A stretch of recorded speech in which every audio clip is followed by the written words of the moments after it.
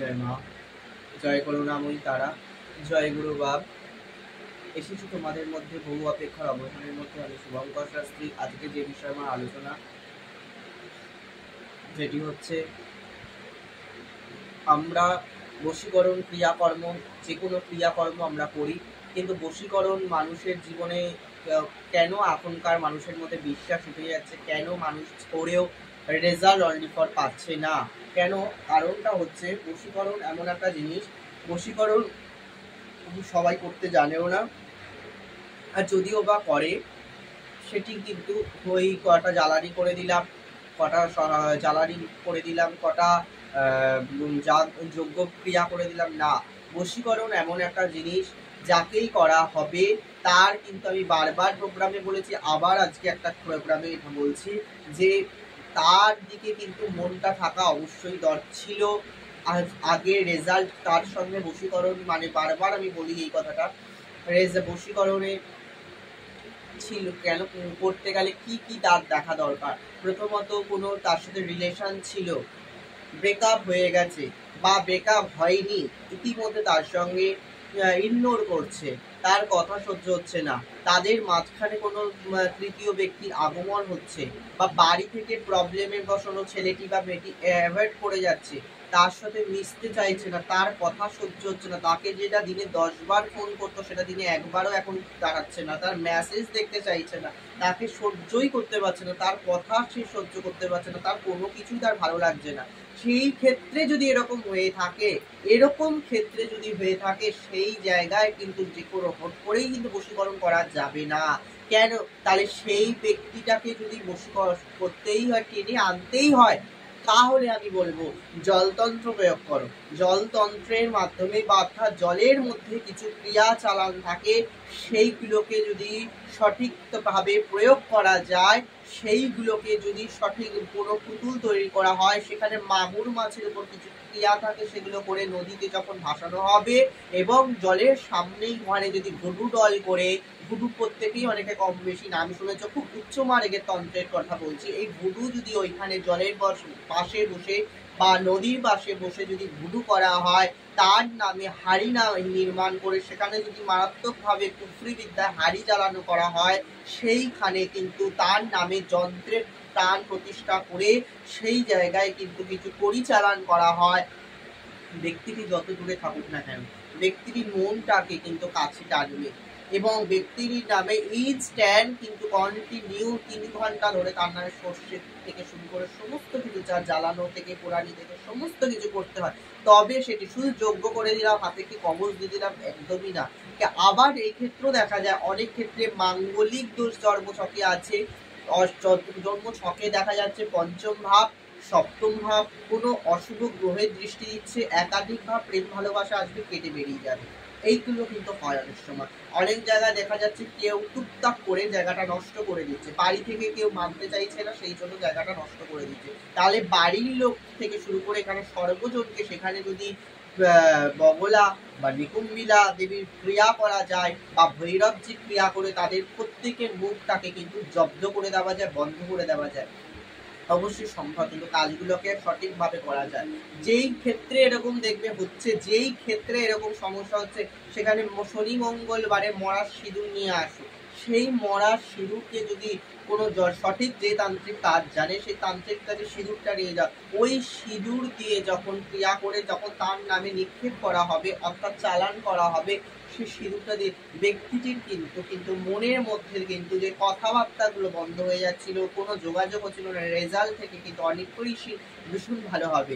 কোনো মানুষকে কিন্তু, এটা অনেকেই জানে না, কোনো ফটো নেই, সঠিক নাম জানে না, কোনো মানুষ এরকম আছে নাম ঠিকানা প্রপার বলতে পারছে না, তার মাথার কাপড়, গায়ের মাথার চুল, গায়ের কাপড় কিচ্ছু লাগে না, সেফ, তার কিন্তু অনেক ক্ষেত্রে দেখা যায় তার মোবাইল নাম্বারটা যে থাকে, যেই নাম্বারটা ব্লক করে দিচ্ছিল, সেই নাম্বারটাকে খোলাতে গেলে সেই নাম্বারটাকে যুক্ত করে যেখানে সংখ্যা বেড়ায়, প্রত্যেকটি সংখ্যা কিন্তু আমাদের কিন্তু ভগবানের থেকেই সঙ্গে কানেক্ট আছে, অর্থাৎ প্রত্যেকটা রাশি, প্রত্যেকটা লগ্নের সঙ্গে কিন্তু আমাদের তার নির্দিষ্ট সংখ্যা তাদের আছে।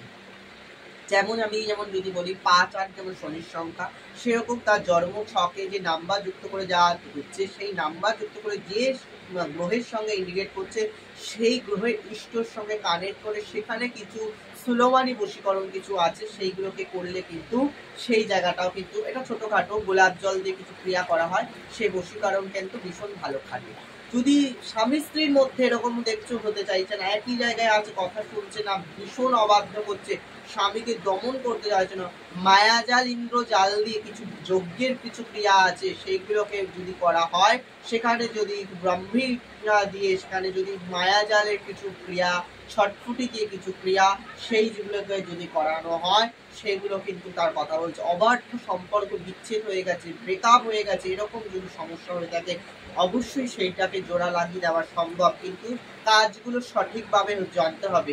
আগেই বলে দিয়েছি, আমার প্রত্যেকে যারা আমার অনুষ্ঠান ফলো করে প্রত্যেকেই বলি, আমার প্রোগ্রাম যারা যারা শেয়ার প্রচুর করছো, যারা লাইভ শেয়ার করছো, যারা প্রত্যেকেই আগামী 2রা অক্টোবর অর্থাৎ মহালয়া, এই মহালয়ার পুণ্যলগ্নে অমাবস্যা তিথি, এই অমাবস্যার দিন সন্ধ্যে 7টা থেকে 7:30 ঘটিকা নাগাদ যারা প্রত্যেকে যারা আমার আশ্রমের, আমার মন্দিরের সঙ্গে আন্তরিকভাবে বহুদিন ধরে যুক্ত, বা যারা আমার প্রোগ্রাম নিত্য ফলো করছো, শেয়ার করছো, তাদের জন্য সেভ রাজমোহিনী বশীকরণ কবচ তাদের হাতে দেওয়া হবে।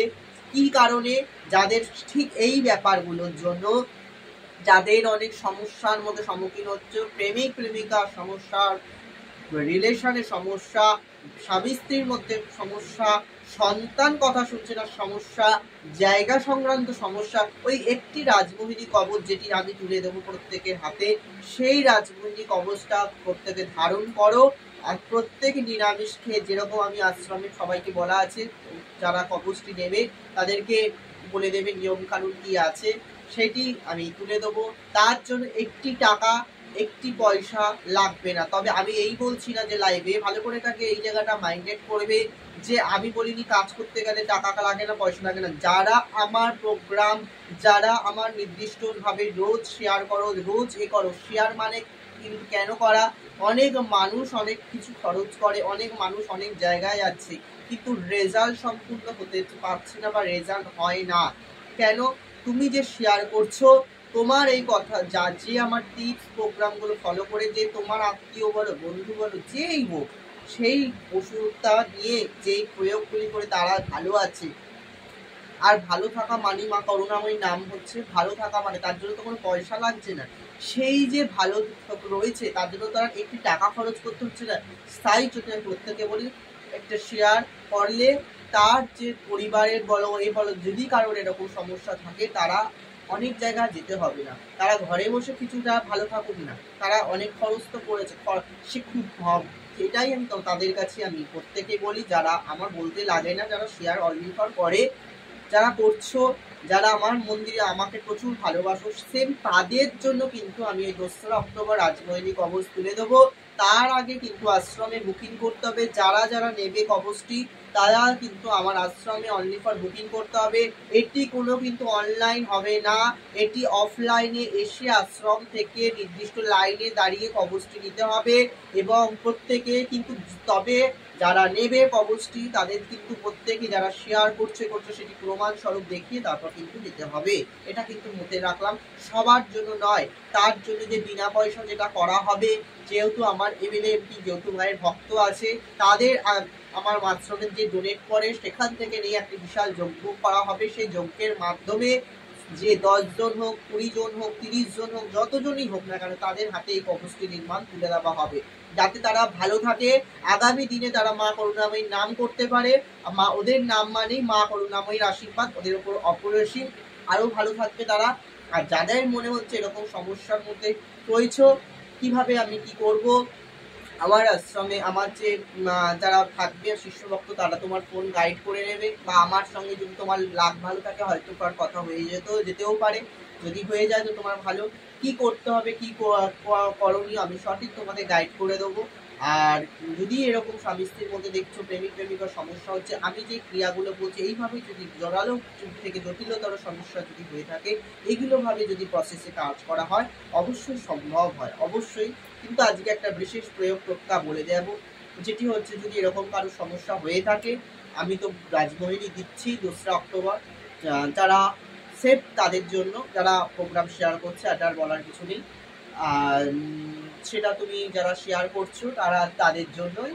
আর যেটা আমি প্রোগ্রাম আমি বলে যাচ্ছি, যদি কারো সমস্যা এরকম হয়ে থাকে কি করবে, কিছু তাদের জন্য সাময়িক যাতে ভালো থাকে, যাতে খুব ভীষণ ভালো থাকে, তারা এই প্রত্যেকে যাকে বশীকরণ করছো তার একটি ছবি নিতে হবে, একটি লাল শালু কাপড় লাগবে, ছোট সাইজের লাল শালু লাগবে, তার একটি পাসপোর্ট সাইজের ছোট ছবি লাগবে, একটা লাল কালির পেন লাগবে, একটা পাতি লেবু লাগবে, কিছু লবঙ্গ লাগবে, নোট করে নাও সবাই খাতায়, লবঙ্গ লাগবে, এবং সাথে লাগবে কিছুটা দুটো কর্পূর, আর সামান্য শেকড়ের দোকানে কিনতে পাওয়া যায়, যে কোনো শেকড়ের দোকানে, বা শ্বেত অপরাজিতা এবং শ্বেত লজ্জাপতির শেকড়, আর একটু সামান্য পাঠার রক্ত, আর সামান্য একটু সর্ষে। মনে না থাকলে কি করতে হবে আমি বলে দিচ্ছি।